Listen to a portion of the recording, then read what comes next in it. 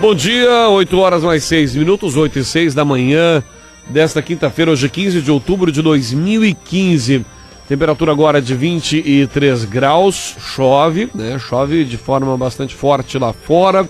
Também vendaval, hoje pela manhã, quando vínhamos aqui para a rádio, era ainda mais intenso o vento, agora parece que deu uma pequena diminuída, mas a chuva chegou também.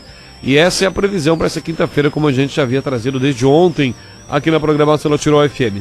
Pois bem, gente, como eu disse antes do intervalo, se aproxima na verdade, né? Falta aí menos de um ano para as eleições municipais de 2016, essas eleições que mexem de forma mais incisiva na comunidade, afinal de contas, os atores da comunidade participam, é presidente da comunidade que é candidato a vereador, é presidente da associação que é candidato a prefeito, a vereador, enfim, toda essa estrutura começa a se reerguer a cada 4 anos nos municípios, e aqui em Teutônia, na região, em todo o Brasil não pode ser diferente. Para falar com a gente sobre esse processo eleitoral, mais uma vez está conosco o advogado especialista em direito eleitoral, Fábio Guiche. Fábio, bom dia, tudo bem? Bom dia, Vini, bom dia a todos os ouvintes da Rádio Tirol. Mais uma vez uma satisfação e agradecer o convite por estar aqui presente, poder esclarecer algumas dúvidas agora, né, com a recente, ainda quente reforma, a mini reforma eleitoral, que há poucos dias foi sancionada. Foi uma mini, de fato, Fábio? Foi uma mini reforma. Foi uma mini reforma. É até interessante explicar isso, né, Vini, por que mini reforma e não reforma.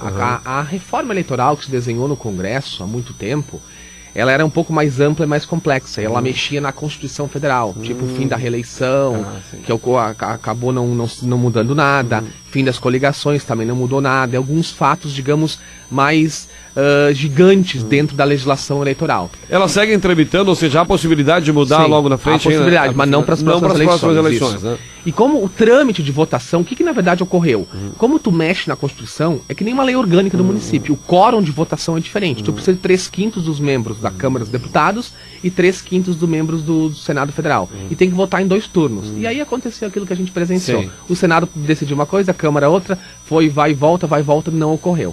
No meio dessa tramitação, se fez uma mini reforma. O que é a mini reforma? Tu pega e altera a legislação eleitoral. Tu faz aqueles velhos remendos na legislação que a gente tem. Nas leis, tu não mexe em coisas maiores que estão na Constituição.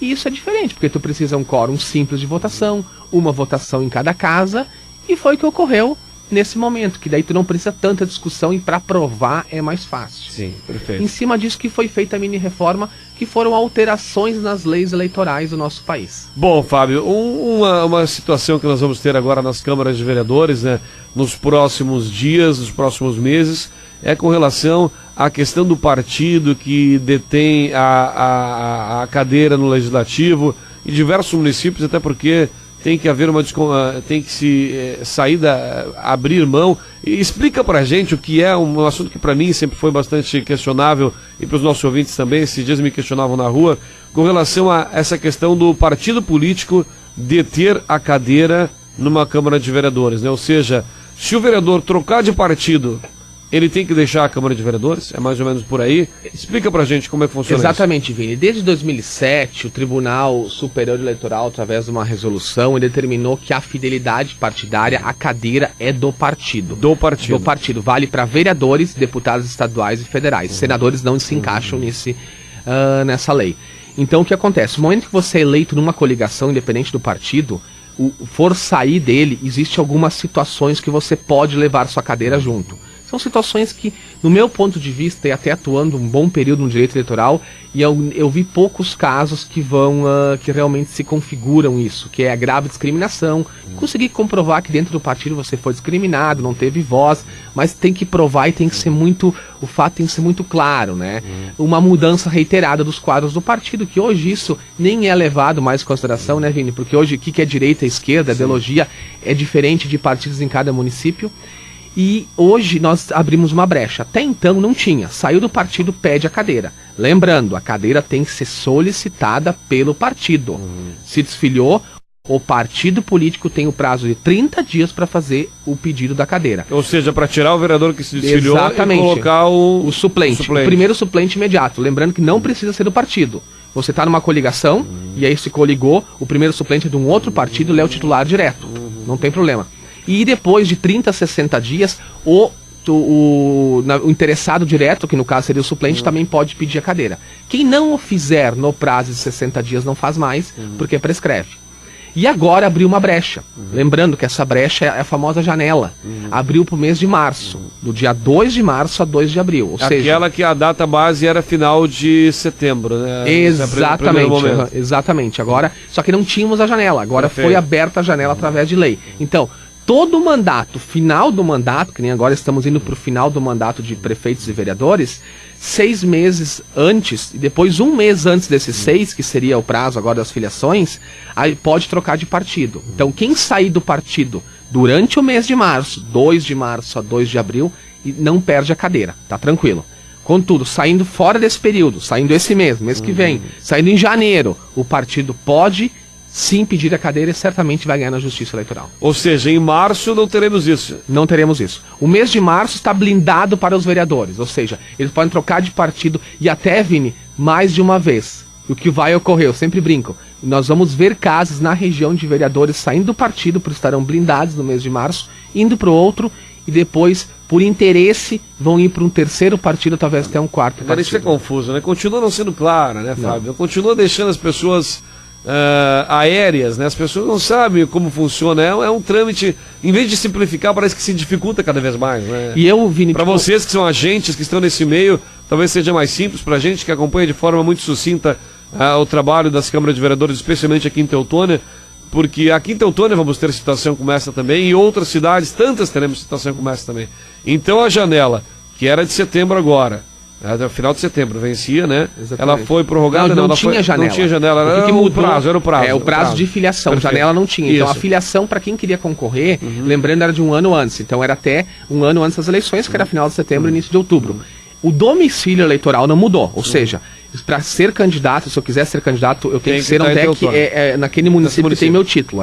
A filiação mudou, então até do dia 2 de abril pode se filiar, e o mês de março, o 7º mês antes do caso da eleição, que é 2 de março a 2 de abril, pode trocar de partido. E aí vem uma crítica minha, que trabalha muito nessa área de direito eleitoral, porque nós vamos poder possibilitar, e eu acho que foi muito ruim, foi muito infeliz essa mini-reforma, nós vamos possibilitar a troca de partido 6 meses antes das eleições e também trocar os parlamentares dentro do caso que estão em atividade sem perder o mandato. Facilita o quê? 1 ano antes das eleições a gente não consegue desenhar o real quadro que vai ocorrer, mas em 6 meses, lá em abril, você já sabe quem se destacou, quem ficou para trás. Aí vão começar as famosas barganhas políticas, porque o interesse disso para os partidos vão ser naquilo que o pré-candidato vai ter mais benefícios. Isso para o eleitor final que está nos ouvindo é muito ruim, porque não vai se levar em consideração a ideologia partidária, o que está no estatuto, o que prega o partido ou aquilo que quer defender, mas sim aonde tu vai ter mais vantagens. O que para a democracia, e volto a dizer, para a população e para o eleitor, é muito ruim, que nós vamos perder com isso. Exatamente. Bom, Fábio, falando um pouco mais, o que a gente vai ver na prática já a partir de agora, estamos aí há menos de 1 ano, o que nós vamos acompanhar, eu sei que teve diversas modificações, mas algumas mudanças que vão sentir os eleitores no dia a dia. E a gente tem redução do período de campanha, enfim, sente algumas mudanças nessa mini-reforma que vai tocar diretamente no dia a dia do eleitor. Bom, a mini-reforma tem algumas situações bem detalhadas que vieram. Um desses pontos que eu acabei de colocar foi a alteração do prazo de filiação, que diminuiu para 6 meses, a janela para o mês de março.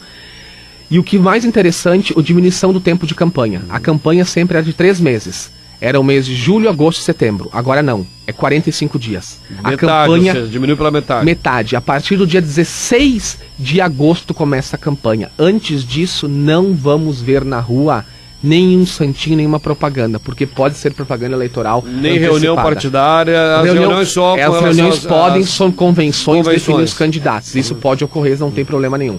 Agora então 45 dias, diminuiu a campanha. O tempo de rádio e TV, bem colocado por você, era 45, agora é 35 dias, diminuiu 10. Então isso vai ficar mais intensa a campanha. Isso está claro e já mudou para a próxima. Propaganda eleitoral. Bom, nós já comentamos em outras oportunidades que os cavaletes já acabaram antes de uma mini-reforma. Na última tinha, mas agora na próxima, não por essa lei, mas uma anterior já mudou. Não teremos cavaletes.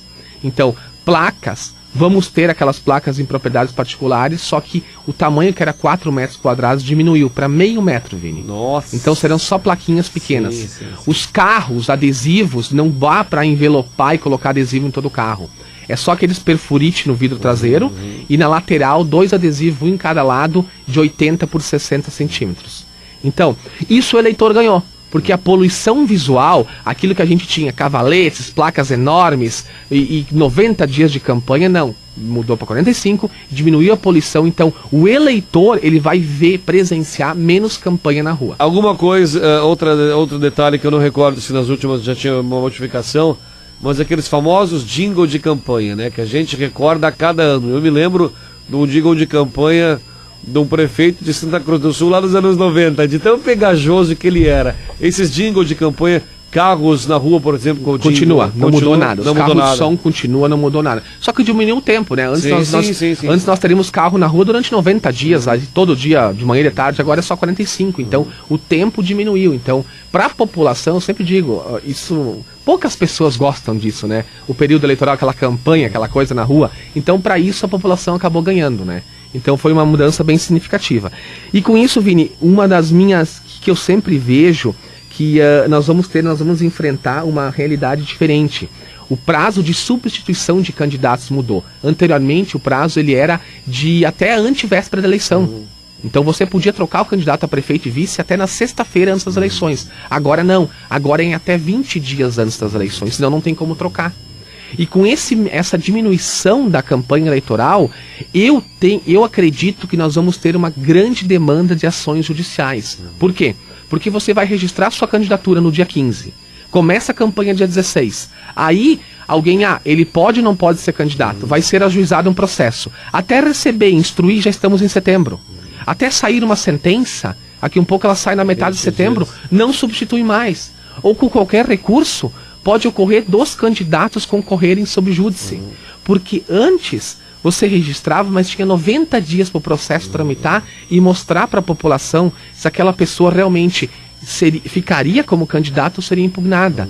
Hoje ficou muito em dúvida. Sim. Então, para o eleitor, no meu ponto de vista, essa realidade que a gente vai presenciar diminuiu bastante. Ou seja, até o momento que ele de fato se declarar como candidato 20 dias antes das eleições, o período diminuiu, né? Diminuiu justamente essas questões. E outra situação, eu não posso, por exemplo, se o Vini vai ser candidato, eu só posso, digamos, o Vini tem algum impedimento, alguma condenação, se tiver alguma impugnação sobre a candidatura, ela vai ocorrer só depois do dia 16. Porque você registrou essa candidatura antes, você não é.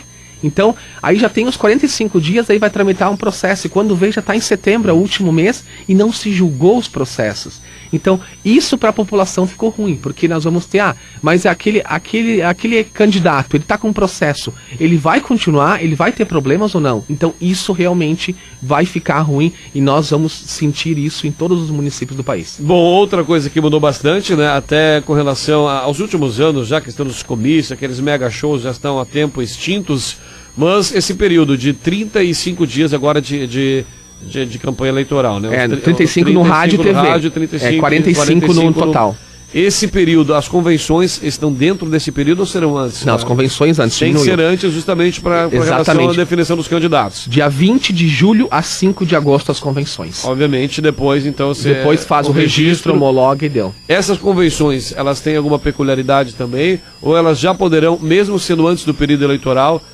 porque a gente sabe, né, que as convenções tornam-se quase que mini ou um pré-comício, né? Exatamente. Existe alguma legislação com relação a isso também? Não, a convenção ela pode ser feita, pode ser divulgada, a imprensa pode acompanhar, só não pode dar uma transmissão ao vivo dentro da convenção, mas pode ser divulgado. Até o momento da convenção, todos são pré-candidatos. Após isso, eles se tornam oficialmente candidatos, porque você está homologado por ela. Então, é válido, na verdade, pode ser feita a própria convenção, divulgar, e existe também a campanha dentro do partido. Nós temos dois pré-candidatos, que eles querem ser candidatos no partido. Então, isso é válido dentro daquele grupo de filiações. Então, quanto a isso, não tem restrição nenhuma, né? Muda alguma coisa na propaganda do rádio e da TV, a não ser o tempo que vai ser menor? Muda alguma coisa significativa dentro do programa? Muda. Agora nós tivemos uma grande diferença, né? O que acontece? antes era dividido entre um dia para prefeito, outro dia para vereador. Sim. Agora mudou. Vai ser no mesmo dia para os dois, só que é 60% para majoritária, prefeito e vice, e 40% para vereador. Ou seja, vai ser no mesmo dia, dividido em 2 blocos. E aí as inserções vão continuar durante também todos os dias, inserções de 30 a 60 segundos na rádio e televisão, totalizando 70 minutos diários, de segunda a domingo. Distribuído ao longo da programação, 60% para prefeito e 40% para vereador. Então, ou seja, aquela divisão, você vai arranjar problema para quem que estiver montando esses programas, né? Que agora era mais fácil, eu não tinha essa outra determinação de que cada dia um era vereador, outro dia era prefeito. Mas, enfim, mudanças que vêm para aperfeiçoar, Fábio, vêm para melhorar o processo, os eleitores, e eu repito, essas mudanças já estão ocorrendo há mais tempo, né? Parece que em cada eleição a gente tem, não sei se em cada eleição a gente tem uma mini reforma, mas em cada eleição tem suas peculiaridades. Estamos migrando para que destino, Fábio? De tornar uma eleição de fato mais limpa, eu digo limpa visualmente e também nas suas conjecturas? O que teve uma grande mudança fundamental, que eu ia colocar agora, Vinícius, foi sobre as questões das doações para campanhas, né? Está uma coisa básica, que é aquilo, no meu ponto de vista, o que muda uma eleição é quando você começa a verificar de onde vem o dinheiro e como é que ele é gasto. Porque propaganda, isso sempre vai existir, ela é necessária. Você pode limitar para não ter uma poluição, mas sempre tem que ver a doação e o excesso. Porque abuso de poder econômico, abuso de poder político não é legal. Então é uma desigualdade. Quem tem mais dinheiro tem mais condições de se eleger. Então agora foi limitado. Nenhuma pessoa jurídica, nenhuma empresa pode fazer doação. Só pessoa física, e limitando até 10% do seu faturamento bruto do ano anterior. Ou seja, as eleições de 2016. Se qualquer pessoa física, pelo seu CPF, quiser fazer uma doação, pode doar até 10% do que tem em seu imposto de renda que ganhou em 2015. Então, e se doar mais, paga multa. O doador, de 5 até 10 vezes o valor excedente. Então, limitou um pouquinho. Isso foi uma grande conquista, porque a gente via grandes empresas que depois acabavam vencendo licitações e tudo, fazendo doações para campanhas. Não vamos mais ter. Pode ser doado por pessoa física, os diretores, tudo, não podemos coibir isso. Mas já tivemos um grande avanço. Então, assim, apesar da mini reforma, apesar das nossas leis eleitorais, nosso código, Vini, é de 1965, eleitoral, tem 50 anos, está todo remendado. Então, assim, 60% dele está em desuso.